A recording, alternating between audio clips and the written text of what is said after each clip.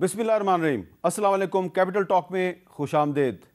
नई कौमी असम्बली के अरकान ने आज हलफ तो उठा लिया, लेकिन असम्बली का जो पहला दिन है हंगामा राई और शोर शराबे से भरपूर था और ऐसा लग रहा था कि शोर शराबे का एक मुकाबला चल रहा है।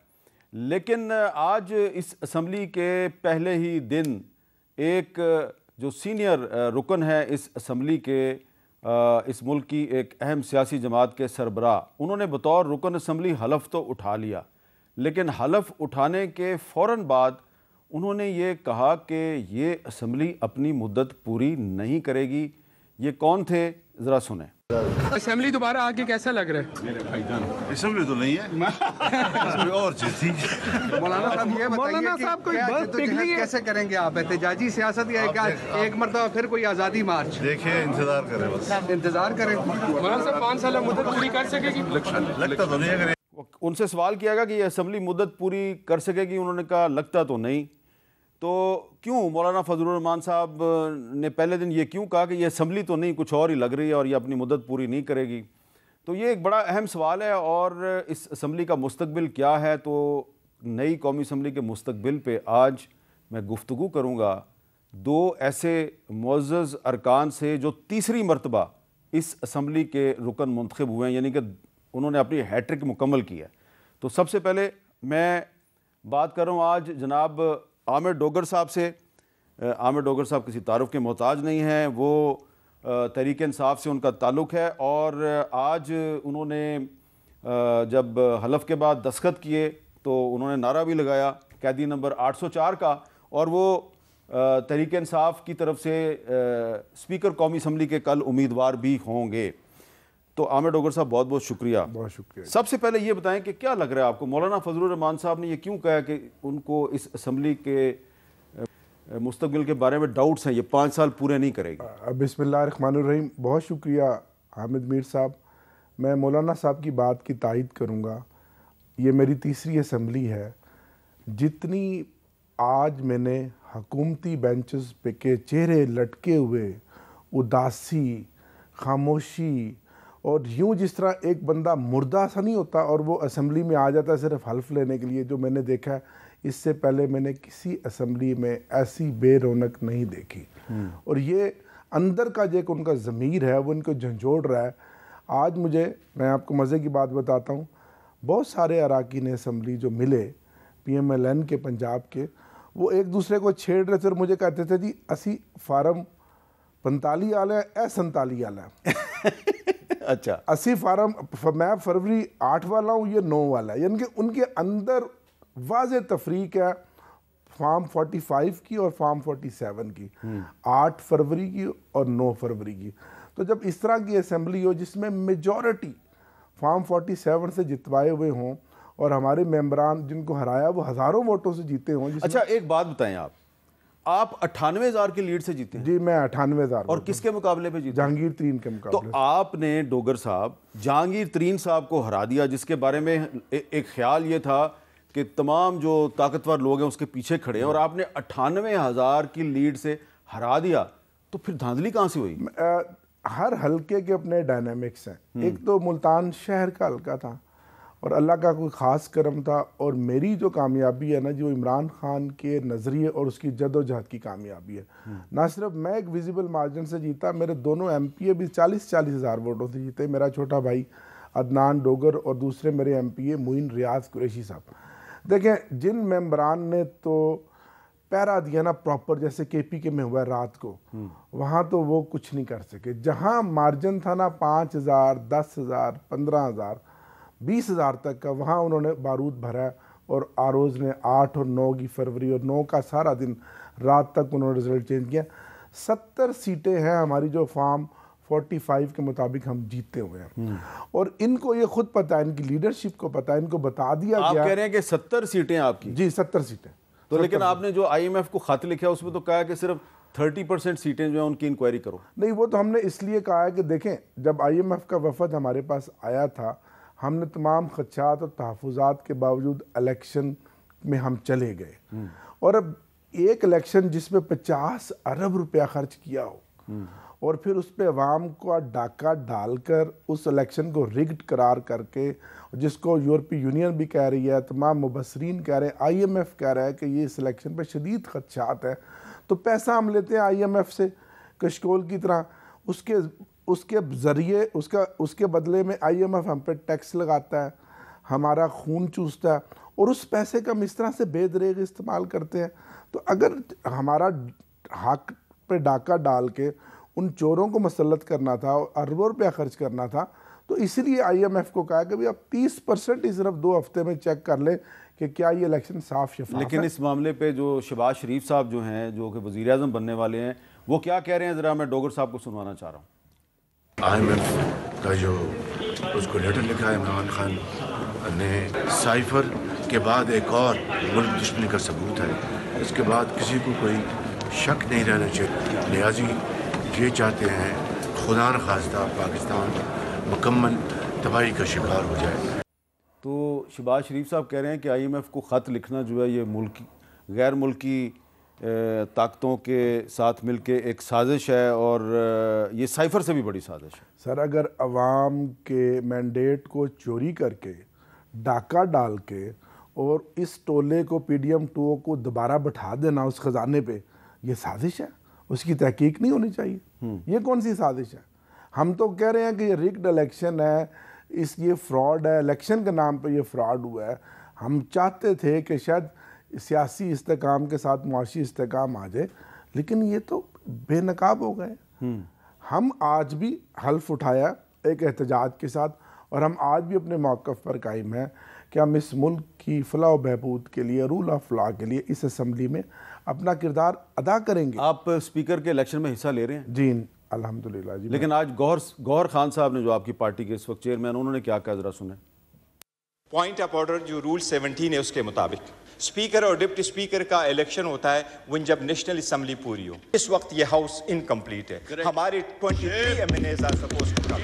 थैंक यू बैरिस्टर साहब, स्पीकर साहब आपका व्यू आ गया कि उन तक ये मौखर हो जब तक वो ना आए, और इलेक्शन कमीशन के खिलाफ आप रूलिंग दे। तो वो तो कह रहे हैं, गौर साहब कह रहे हैं कि इलेक्शन नहीं हो सकता। देखिए, इनकी बात बिल्कुल दुरुस्त है। हामिद मीर साहब, आपने बहुत सारी असम्बलियाँ खुद कवर की हैं, आप एक जहान दीदा, माशाल्लाह बहुत समझदार पाकिस्तान के सहाफ़ियों में आपका एक शुमार होता है। कभी ऐसी असम्बली देखी है कि जिसकी 93 सीटें हों और उसकी स्पेशल सीटें जो 32 से 33 बनती हों, वो हाउस में आए ना और आप इलेक्शन करवा दें? अब मैं उन स्पेशल सीट्स में से अगर कोई मेंबर 93 नहीं, मेरा ख्याल है 92 है। एक तो आपका बंदा उस मुस्लिम लीग नून में चला जी जी सर, अब जी 92 कर लें, चले 92 होगी ना, 92 कर लें। वैसे ये भी एक बड़ी अहम बात है। हाँ जी, कि सिर्फ आपका एक बंदा सर आज आपके 92 बंदे पूरे थे। 92 पूरे थे सर। एक हमारे मानसेरा से अन्य 15 से जिन्होंने नवाज शरीफ को हराया, उनका नोटिफिकेशन आज नहीं, शहजादा गुस्ताफ साहब, उनका नोटिफिकेशन नहीं हुआ। जब नोटिफिकेशन हो जाएगा तो 93 तमाम तर प्रेशर दबाव के बावजूद, आप क्रेडिट नहीं ना MNAs को कि सिर्फ एक आदमी टूटा, वो भी लाहौर शहर से उसका ताल्लुक था और मुस्लिम लीग नून से ही आया था, और वो वापस चला गया, और वो भी पछता रहा। और उसको जब टिकट मिल रही थी तो आपकी पार्टी के बहुत से सीनियर लोगों ने रौला डाला कि इसको ना टिकट दो, ये चला जाएगा, फिर भी टिकट बस वो चौथे दिन चला गया, बाकी कोई नहीं किया सर। सर, आज जो बंदा जाएगा, सियासत करना चाहता है, वो अपनी सियासी खुदकुशी के परवाने पे खुद दस्तखत कर। तो आप फिर इसका मतलब है स्पीकर का इलेक्शन लड़ेंगे? सर, हम सुबह फिर अपना एहतजाज जारी रखेंगे। हम फिर मुतालबा करेंगे, जो प्रेसिडेंट ऑफ पाकिस्तान ने भी कहा था, इसलिए उन्होंने समरी को डेफर किया था कि जब तक स्पेशल सीट्स मुकम्मल नहीं हो जाती, ऐवान मुकम्मल नहीं है, उस वक्त तक मैं इजलास नहीं बुलाऊंगा। अच्छा। लेकिन 21वें दिन, क्योंकि रूल्स कहते हैं उसमें वाजे है, और प्रेसिडेंट ने भी रात समरी 12 बजे साइन करके भेज दी, तो हमें आज फिर एहतजाज के साथ मजबूरन प्रोटेस्ट भी हमने किया और हमने हल्फ उठाया। आज भी हमारा इलेक्शन कमीशन से मुतालबा है कि देखें 12-13 दिन हो गए हैं, तीसरा दिन है, उन्होंने बहस करके भी फैसला हमारा रिजर्व रखा हुआ है। और फिर उसके ऊपर मैं कुर्बान जाऊं उन सियासी पार्टियों को जो चूं का मरबा PDM 2 इकट्ठी हुई है कि हमारी सीटें भी ले ली। इससे बड़ी चोरी और डाका क्या होगा कि हमारे मैंडेट को भी चुरा लिया, और फिर ECP पे भी पहुंच गया कि ये जो PTI की SIC की सीटें हैं ये भी हमें दे दी जाए, यानी कि उनका पेट ही नहीं भर रहा। अच्छा, आप ज्यादती की इंतहा है। आप इस कौमी असम्बली में कोई मुतहदा अपोजिशन बनाने की कोशिश करेंगे जो और छोटी पार्टियां हैं उनको साथ लेके चलने की हमारी कोशिश होगी। आज हम अचकजई साहब से मिले हैं, मैंगल साहब से भी हमारी मुलाकात मुतवक्को है।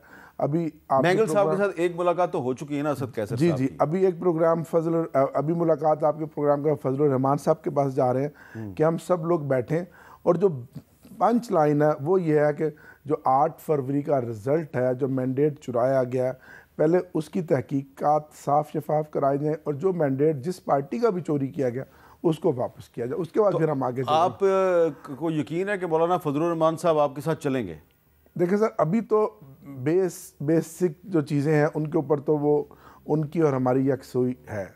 उनको भी ये लग रहा है कि ये जो असेंबली है ये एक तमाशा है, अवाम को बेवकूफ़ बनाया गया और अवाम के अरबों रुपए खर्च किए गए हैं।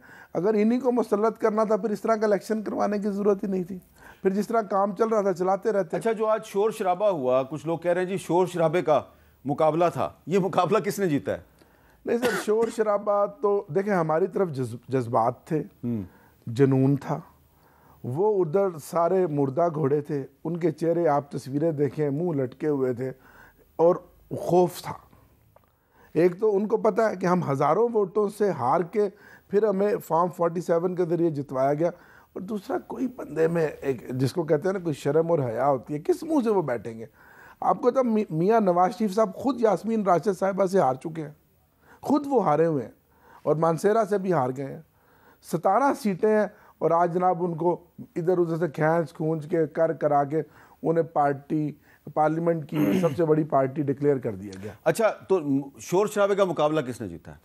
सर नहीं, हमने तो बड़ा असूली मौक़िफ़ था हमारा, कोई हमारा मुकाबला शोर शराबा का नहीं। हमने एक एहतजाज किया, और एहतजाज का वो जो आप तस्वीरें लेके गए अपनी पार्टी के बानी चेयरमैन की, तो ये क्या रोज लेके जाएगा? सर वो तो हम इसी तरह का एहतजाज जारी रखें। देखें ना, हमें तो वोट उसी पार्टी के उस इमरान खान के आईडी नंबर 804 का मिला। अब मैंने 1,48,000 वोट लिया, ये वोट इमरान खान को लोगों ने दिया।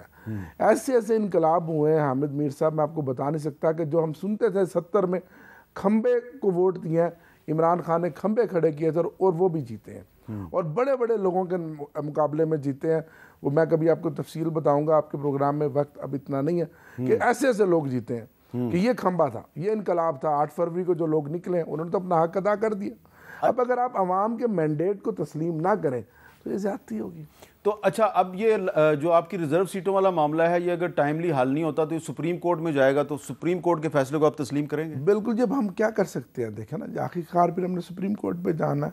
हमने उसकी प्रेसिडेंट भी दिया है, कानून भी दिया है, दलाइल भी दिए हैं, सारी चीज़ें दी हैं, लेकिन जो कुछ हो रहा है आपके सामने, अब क्या मैं आपको बताऊं? अच्छा, कौमी असम्बली में क्योंकि आप तीसरी दफ़ा MNA बने हैं, कौमी असम्बली में स्टैंडिंग कमेटियाँ बनती हैं जी, तो उसमें जो अपोजिशन होता है उसका भी एक कोटा होता है जी। तो आप स्टैंडिंग कमेटियों की चेयरमैनशिप लेंगे? देखिए, ये तो अब पूरा हम आगे अभी अब हमारा अपोजिशन लीडर का फैसला होना है, हम अपोजिशन लीडर लेंगे, पार्लियामेंट्री लीडर अपना बनाएंगे, और फिर पार्टी की आला क़यादत बैठ कर मशवरा करके ये तमाम चीज़ें जो अपोजिशन को मिलनी है, लेकिन उससे पहला जो नंबर 1 मुतालबा है, हमारी स्पेशल सीटें हमें दी जाएँ, और फॉर्म 45 के जो हमारे जीते हुए लोग हैं उनका मैंडेट हमें वापस दिया जाए। फिर हम आगे बैठने के लिए तैयार हैं, और हम इस मुल्क के लिए अगर वो आपको फॉर्म 45 पे जो आपका मैंडेट है, जो आप कह रहे हैं कि आप जीते हुए नहीं मिलता, फिर आप स्टैंडिंग कमेटी में, पब्लिक अकाउंट्स कमेटी में नहीं बैठेंगे? सर नहीं, ये फैसला अभी कबल वक्त है, ये फैसला जब टाइम आएगा तो उसके मुताबिक पब्लिक अकाउंट्स कमेटी का चेयरमैन तो अपोजिशन से होता है। यकीनन अपोजिशन से ही होता है। मैं चीफ विप था, मैंने खुद इलेक्शन कंडक्ट करा के शहबाज शरीफ साहब को बनवाया, फिर राना तनवीर साहब को बनवाया। ये अपोजिशन का हक है, हम अपना हक सारा लेंगे, हम कोई हक नहीं छोड़ेंगे, और इस असम्बली में हम एक भरपूर अपोजिशन का किरदार अदा करेंगे। और वो वक्त दूर नहीं कि इसी असम्बली में आप देखेंगे कि इमरान खान वज़ीर आज़म आएगा, इसी असम्बली में, क्योंकि हमारे 180 सीटें हैं। अगर बल्ला ना लेते तो 250 सीटें होती हैं। उसके लिए ज़रूरी है कि पहले इमरान खान साहब जो हैं वो जेल से बाहर आएँ। इंशाल्लाह वो बहुत जल्द आएंगे। इतना यकीन किस तरह है आपको? यानी कि सर अल्लाह की ज़ात पे यकीन है। ये अल्लाह अल हक कहना है कि जो बात इमरान खान करता था उसको इंडोर्स फजलुर रहमान ने किया, उस सारी साजिश को बेनकाब किया। लेकिन ये अल्लाह की ज़ात बड़ी है, और ये अल्लाह का करम है कि जो मुस्तफ़ा कमाल साहब की वीडियो आपने देखी, और फिर ऑडियो, और फिर गवर्नर साहब जो बात कर रहे हैं ये अल्लाह की ज़ात है। देखिए ना, मैंने तो ये चीज़ें पहले भी देखी है ना कि 2002 में इमरान खान साहब जब अपनी पार्टी के वाहिद MNA थे इस असम्बली में, तो उन्होंने वजारत उज़्मा का वोट मौलाना फजलुर रहमान साहब को दिया था, मीर ज़फ़रुल्लाह खान जमाली को नहीं दिया था। तो फिर बीच में कोई 10-15 साल ऐसे आए कि वो एक दूसरे के मुखालिफ हो गए। तो ये कोई पहली दफ़ा मैं नहीं देख रहा कि मौलाना फजलुर रहमान और इमरान खान एक दूसरे के करीब आ गए, ये पहले भी हो चुका है। बिल्कुल जी, कुछ हालात ऐसे बन जाते हैं सियासत में कि जिसमें आपको आप करीब आ जाते हैं, लेकिन हम अपने प्रिंसिपल्स पर कायम हैं, हम अपने मौक़िफ़ पर कायम हैं। मौलाना साहब का और हमारा क्योंकि दुख एक जैसा है, तो इसलिए हम जिसको कहते हैं कि पार्लियामान के अंदर भी एक रोज़ आपको एक अपनी हिकमत अमली बनानी होती है, और ओवरऑल भी जो हालात बने हैं, तो उसमें अगर हम PTI एक सियासी पार्टी है और सियासी पार्टी के तौर पर अगर आगे बढ़ेगी, तो ज़रूरी है कि उसको उन बाकी पॉलिटिकल पार्टियों से अंगेज होना है और होना चाहिए। मैं इसके हक़ में हूँ। अच्छा, और पीपल्स पार्टी और MQM जो अभी लगता ये है कि शहबाज शरीफ साहब की इत्तेहादी होंगी, और दोनों में इस वक्त हमें कुछ कशीदगी नज़र आ रही है, इन दोनों में से कोई एक टूटेगी तो आप उसके साथ राब्ता मुझे आज MQM बहुत डाउन नज़र आई है। अच्छा, बहुत डाउन नज़र आई है। वो हल्फ तो ऐसे जैसे एक बंदे को मजबूरन नहीं लेकर आ जाते। मेरे उनमें दोस्त भी हैं, कुछ मेरे पुराने कुलीग भी हैं, लेकिन ओवरऑल जो मैं उनकी बॉडी लैंग्वेज आज जो चेक किया वो बहुत डाउन थे। वो जैसे कि ज़बरदस्ती नहीं बंदे को बैठा दिया जाता। तो आप देखेंगे इस तरह का ज़बरदस्ती इत्तेहाद कभी तोड़ नहीं चढ़ता। तो MQM के साथ कभी आपको लगता है कि कभी आपका राब्ता दोबारा हो जाएगा? देखें, सियासत में सारी चीज़ें मुमकिन है, क्यों नहीं हो सकता। अब MQM हमारी इत्तेहादी रही है, लेकिन आपको मज़े की बात बताऊं, MQM को जो 22 सीटें दी गई हैं, हर सीट पे MQM तीसरे नंबर पे है, और हमारा उम्मीदवार 70 से 80 हज़ार वोटों से जीता हुआ है।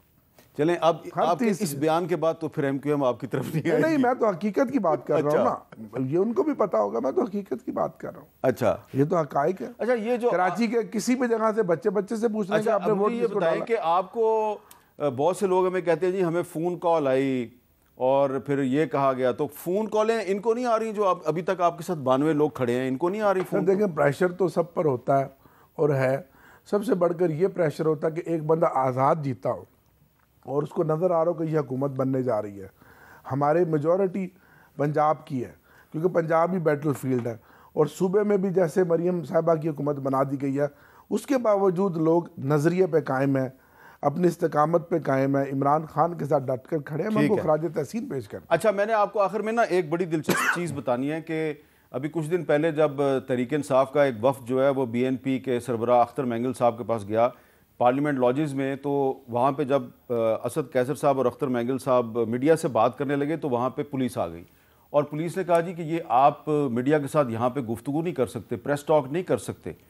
तो जब असद कैसर साहब ने कहा जी क्यों नहीं कर सकते, तो पुलिस थी उसने ये कौमी असम्बली सेक्रेटेरिएट का एक जो डॉक्यूमेंट है ये उनको दिखाया, और असद कैसर साहब ने जब देखा तो ये 22 जनवरी 2021 का था, और उस वक्त के डिप्टी स्पीकर साहब जो हैं उन्होंने ये ऑर्डर जारी किया हुआ है कि जी पार्लियामेंट लॉजेस में कोई प्रेस टॉक या प्रेस कॉन्फ्रेंस नहीं हो सकती। और फिर तहरीक इंसाफ के जो हमारे दोस्त हैं उनको अपने ही दौरे हुकूमत के जारी करदा एक हुक्मनामे की वजह से वहाँ पे मीडिया टॉक नहीं करनी पड़ी।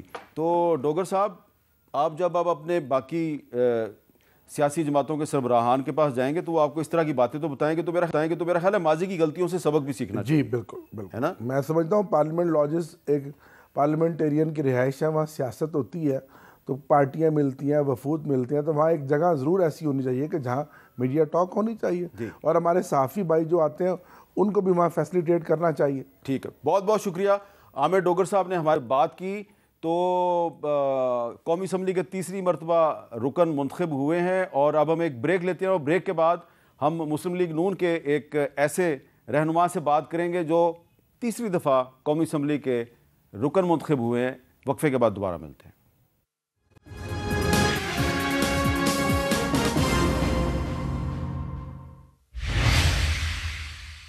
कैपिटल टॉक में खुश आमदेद। नई कौमी असम्बली का पहला दिन हंगामा राई से भरपूर था, और आज पहले ही दिन इस असम्बली के एक मुअज़्ज़ज़ रुकन जनाब मौलाना फजलुर रहमान साहब ने जो कहा वो आप जानते हैं, आप सुन चुके हैं, लेकिन अब हमारे पास मौजूद हैं इस कौमी असम्बली के तीसरी मरतबा रुकन मुंतखब हुए हैं मुस्लिम लीग नून के सीनियर रहनुमा जनाब हनीफ अब्बासी साहब। भाई साहब बहुत बहुत शुक्रिया, आपने टाइम दिया, मुबारक हो, आप तीसरी दफ़ा MNA बने हैं, आपकी हैट्रिक मुकम्मल हो गई है।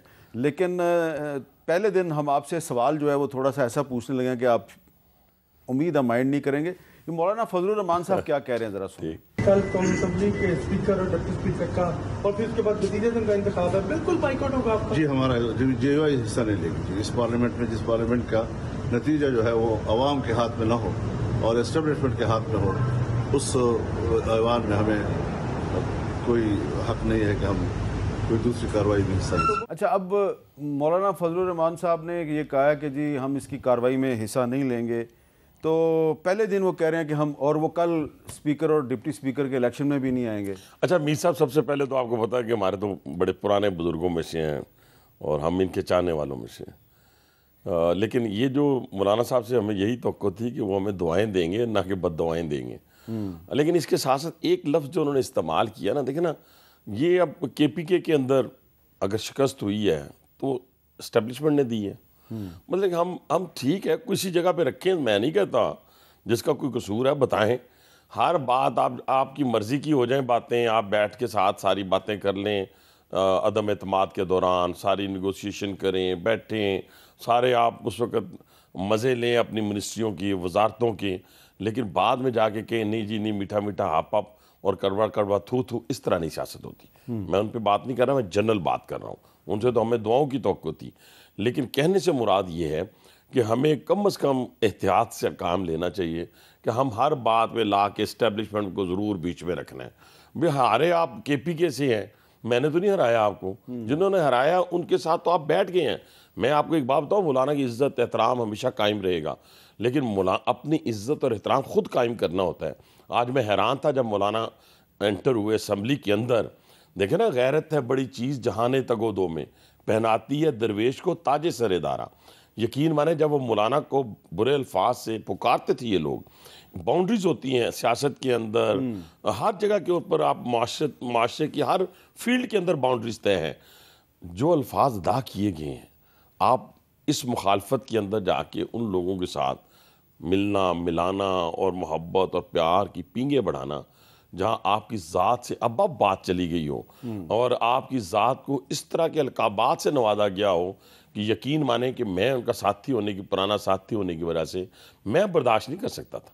अच्छा, अब ये बताएं कि 302 अरकान ने कौमी असम्बली की रुकनीत का हलफ लिया है, जबकि टोटल नंबर जो है वो 334 है और अभी भी 336 है, अभी भी 34 अरकान मिसिंग है। तो ये हाउस मुकम्मल नहीं है, तो स्पीकर और डिप्टी स्पीकर का इलेक्शन ठीक है?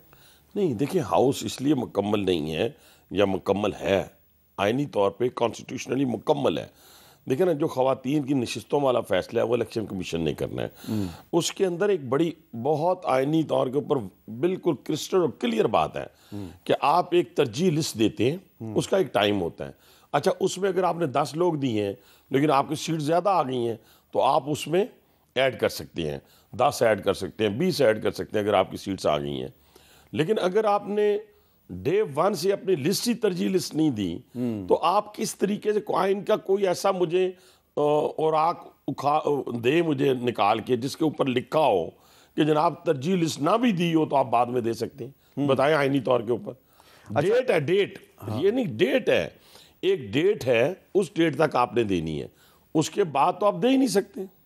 अच्छा, अब ये बताएं कि सवाल मेरा ज़रा थोड़ा सा मुख्तलिफ है जी जी, कि जो कुछ आपके साथ और आपके साथियों के साथ तहरीक इंसाफ के दौरे हुकूमत में हुआ, आप ये नहीं समझते कि वो दोबारा नहीं होना चाहिए और एक नई बिगनिंग शुरू होनी चाहिए, एक नए दौर का आगाज़ होना चाहिए? और जो आज कौमी असम्बली में हुआ ये वो अच्छी शुरुआत नहीं है, इसको बेहतर कैसे बनाया जाए? मीर साहब, पहली बात तो यह है कि मैं पंजाब के अंदर मरीम नवाज साहबा के इस अमल को सराहता हूँ कि उन्होंने जाके जो उनका अपोजिशन का जो लीडर था उसके पास गई और उनको बताया कि मैं उतनी आपकी भी लीडर हूँ, आपकी CM हूँ जितनी मैं दूसरों की। इसी तरीके से मुझे उम्मीद है इंशाल्लाह शहबाज शरीफ साहब की शख्सियत ऐसी शख्सियत है जो 13 जमातों के साथ लेके चल सकते हैं। लेकिन एक दूसरी तरफ रवैया देखें ना कि मैं ना मानूं वाला रवैया है।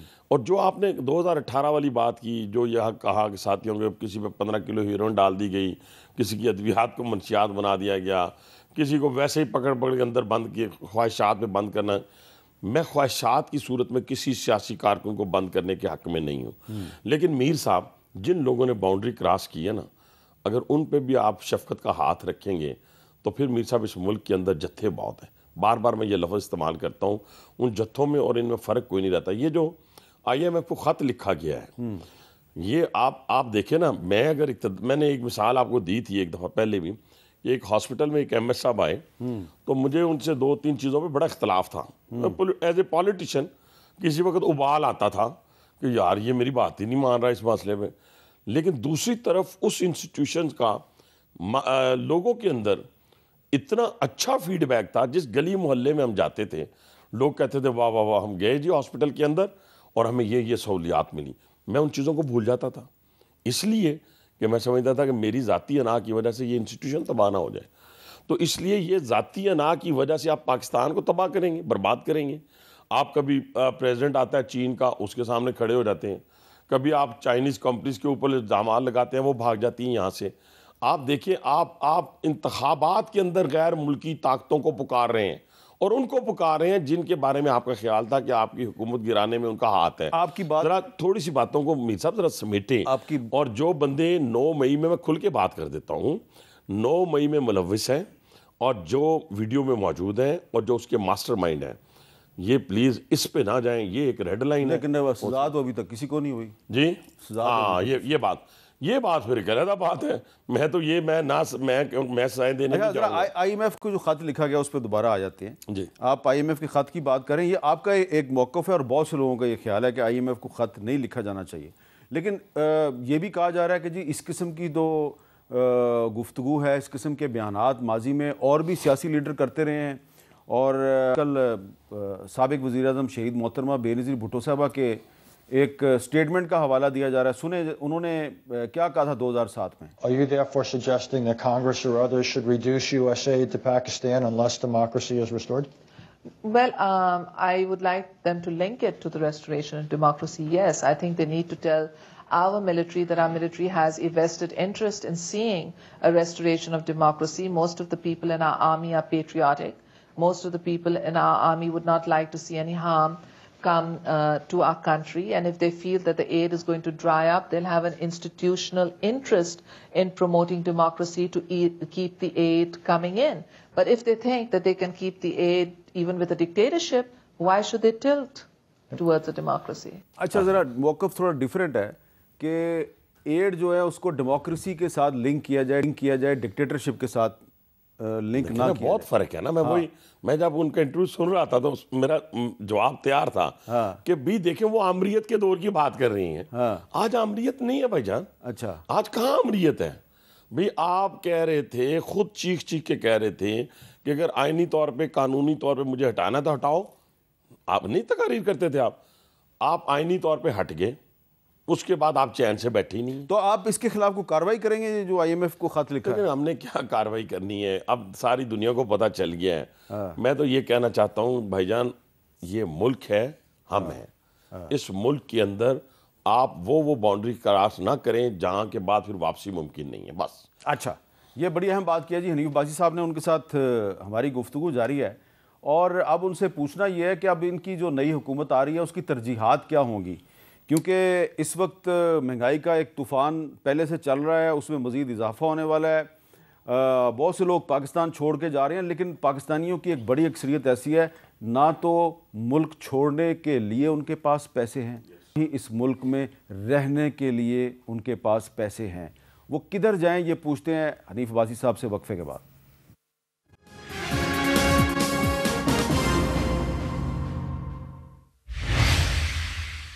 कैपिटल टॉक में दोबारा खुश आमदेद। अब्बासी साहब, आप इलेक्शन के बाद से इस्लामाबाद और रावलपिंडी में बहुत सी मीटिंग्स हो चुकी हैं, आपकी पार्लिमानी पार्टी का भी इजलास हो चुका है। कोई गौर किया आप लोगों ने कि ये जो महंगाई का तूफान है इसको कैसे काबू में लेके आना है? मैं मीर साहब, आपने इंट्रो से पहले जितनी बात की है ना जी, मैं बिल्कुल एक पॉलिटिकल वर्कर की हैसियत से और आप एक अच्छे मतलब के इंटेलेक्चुअल की हैसियत से आपने बड़ा अच्छी बात की, अवामी बात की है। और मैंने आपके सामने नहीं करा कि आपने बात की तो मैं उसको सेकंड, मेरे पिछले कोई 8-10 प्रोग्राम उठा के देख ले, मैंने साफ कहा है एक तो हमें फुल फ्लैज मौका मिलना चाहिए पूरे 5 साल, ताकि हमारे पास कोई बहाना न रहे। पाकिस्तान मुस्लिम लीग नवाज के पास हमारे अंदर सलाहियत मौजूद है, हम इसको करके दिखाएंगे। महंगाई है, महंगाई का तूफान है, बेरोज़गारी है, गुर्बत है। इन 3 चीज़ों पे अगर हमने काबू पा लिया और हम इंशाल्लाह काबू पाएंगे तो फिर इंशाल्लाह ताला, और क्या पंजाबी में कहते हैं बल्ले बल्ले, फिर तो इंशाल्लाह ताला कोई रास्ते की सियासी तौर पर रुकावट हो नहीं सकती अल्लाह के फजल व करम से। लेकिन अगर खुदा ना खास्ता इसमें हम फेल होते हैं तो आप समझें कि अगर हम लोगों के लिए डिलीवर ना कर सकें तो फिर हमारा फेलियर जो है वो हमारा फेलियर ही होगा, इंशाल्लाह मुल्क का फेलियर नहीं होगा। अच्छा, आप डेवलपमेंट प्रोजेक्ट्स के साथ आपका बड़ा गहरा ताल्लुक़ रहा है। ये जो हमारे इस्लामाबाद में जो ये मेट्रो बस सर्विस का मंसूबा है, ये भी आपकी निगरानी में मुकम्मल हुआ। कोई आपने सोचा हुआ है कि इस्लामाबाद, रावलपिंडी और पूरे मुल्क में मुस्लिम लीग नून को ऐसा क्या काम करना चाहिए कि जिस तरह लोग नवाज शरीफ का मोटरवे याद करते हैं तो शहबाज शरीफ का भी कोई काम याद करें? अब देखें ना जी, एक तो पहले आप जहन में रख लें कि जो शहबाज शरीफ का जितने मनसूबा जात हैं वो मियाँ नवाज शरीफ का विजन है जिसको वो इम्प्लीमेंट करते हैं। ठीक है, ये आप जहन में रखें। बाकी भी जितने, अच्छा मैं क्या हूँ, मैं तीसरी जगह पे आता हूँ। मेरे इस काम के अंदर जो उस्ताद हैं, मैं बिल्कुल सामने कहता हूँ क्योंकि मुझे कोई एक्नॉलेज करने में कोई हर्ज नहीं है मेरे, वो शहबाज शरीफ साहब हैं जिन्होंने, मुझे याद है 2009 में पहली दफ़ा मेरे घर आए तो ये चांदनी चौक में उसकी गाड़ी जो थी ना वो फंस गई चंद सेकंड्स के लिए ट्रैफिक में। तो उस वक्त मैंने उन्हें कहा कि आप पुल शुल बहुत बनाते हैं। तो उस वक्त तक मैंने कभी ज़िंदगी में कोई मेगा प्रोजेक्ट तो नहीं, गलियाँ वगैरह मैं बनाता रहा। तो उन्होंने कहा कितने अरसे में बना लोगे? तो मैंने कहा सर आप बताएं। कहते 4 महीनों में। मैंने कहा सर मैं 4 महीनों में बना दूंगा। ज़रा आगे गए तो एक जगह मैंने उनको दिखाई दाईं तरफ, मैं कहा सर 80 कनाल जगह, असल मैं उस काम के लिए लेके जा रहा था, तो यहाँ पे मैं कार्डियोलॉजी हॉस्पिटल बनाना चाहता हूँ। उन्होंने क्वेश्चंस किए बहुत सारे, तो कहते कितने महीनों में बना लोगे? तो मैं अल्लाह की तरफ देख के ना, तो मैं कहीं जा रहा था, कहता 16 महीने ही बना लोगे? मैं कहा ये बना लूँगा। भाई साहब बना लोगे? मैं कहीं सर दोनों प्रोजेक्ट, एक 4 महीने में बना, एक 16 में। उसके बाद तो फिर मेट्रो बनी, उसके बाद यूरोलॉजी बना, आपके ये 7th एवेन्यू बना, आपका रावल डैम वाला, फिर आपके ये मेट्रो एयरपोर्ट वाली, बाराको वाली, जो टाइम लाइन मुझे शहबाज शरीफ साहब ने आज तक दी है। और सबसे बड़ा काम जो मैंने किया, जो 4 साल हुकूमत ने तबाह बर्बाद कर दिया एक खिलाड़ी के, वो था स्पोर्ट्स का। मैंने बड़े शौक के साथ पूरे पंजाब के अंदर जो है वो मैंने वो बनाए, स्टेडियम्स बनाए। लेकिन ये जो रोड है ना, रोड इंफ्रास्ट्रक्चर, ये आप जेहन में रखें, ये शहरों को मिलाना, मुल्कों को मिलाना, हम तो यहाँ शहरों से मिल गए ना मोटरवेज मियाँ नवाज शरीफ साहब की बदौलत। लेकिन जब आप यूरोप जाते हैं तो इन्हीं रोड्स के आप पूरा यूरोप कनेक्ट है। तो मैं समझता हूँ कि अभी बलूचिस्तान के अंदर बहुत बड़ा काम करने वाला है, फ्रंटियर के अंदर काम करने वाला ग्वादर है। ग्वादर के अंदर अभी बारिशों की वजह से वहाँ पे लोग किले खुल गई ना, हमारी किले ही खुल गई। अब लोगों को देखा ना, एक बारिश हुई और पिंडी में पानी का बड़ा मसला होता है। पिंडी में पानी का बड़ा मसला था, लेकिन वो शहबाज साहब हल कर गए हुए हैं एशियन डेवलपमेंट बैंक की सूरत से। वो 30 अरब रुपया अप्रूव किया था लास्ट गवर्नमेंट ने। वो इंशाल्लाह 3 साल का मनसूबा है खानपुर डैम से और रावल डैम से। अच्छा, आखिर में ये बताएं कि आज कौमी असम्बली में शोर शराबे का मुकाबला था तो कौन जीता? अच्छा, शोर शराबे में हमने उनको ही जतवाना है जी हर दफ़ा। अच्छा, हमने कहना है कि आप शोर करते जाए, हम काम करते जाए। अच्छा, अगर हम भी शोर करेंगे, शोर देखें, हुकूमती पार्टी का काम अपने आप को डिफेंड ज़रूर करना है। जैसे हम अपनी लीडरशिप के सामने खड़े हो गए थे कि कोई देखे ना, एक वहाँ भी लिमिट होनी चाहिए हर जगह। आप अपनी चेयर्स पे खड़े होके एक लिमिट के अंदर जो एहतजाज करना चाहेंगे, मैं अपने प्राइम मिनिस्टर को कहूँगा कि उनको पूरी इजाज़त दें कि वो शोर मचाते रहें। वो शोर मचाते रहें, आपको जवाब नहीं देना चाहिए। नहीं, हमें जवाब नहीं देना चाहिए। वैसे ये बड़ी अच्छी बात है, आप जवाब नहीं देंगे, हम हुकूमत में हैं, आप जवाब नहीं देंगे तो वो भी शोर नहीं मचाएंगे। नहीं, मेरा ख्याल है कि उनकी आदत है, 10 साल से वो मचाते ही रहेंगे। चले, बहुत बहुत शुक्रिया हनीफ बाजी साहब, हमारे से बड़ी अहम बात है। ठीक है, पहला दिन था, बहुत शोर शराबा हुआ और मैंने पूछा कि शोर शराबे का ये मुकाबला किसने जीता, तो बाजी साहब कहते हैं कि वही जीते और हमेशा शोर शराबे का मुकाबला वही जीतते रहे। तो अगर इनकी ये अप्रोच रही तो हो सकता है कि मुखालफिन भी शोर शराबा जो है वो करना बंद कर दें, तो तब ही जो जमहूरियत है ये पुरसुकून तरीके से आगे बढ़ेगी। इजाज़त दीजिए, अल्लाह हाफ़िज़।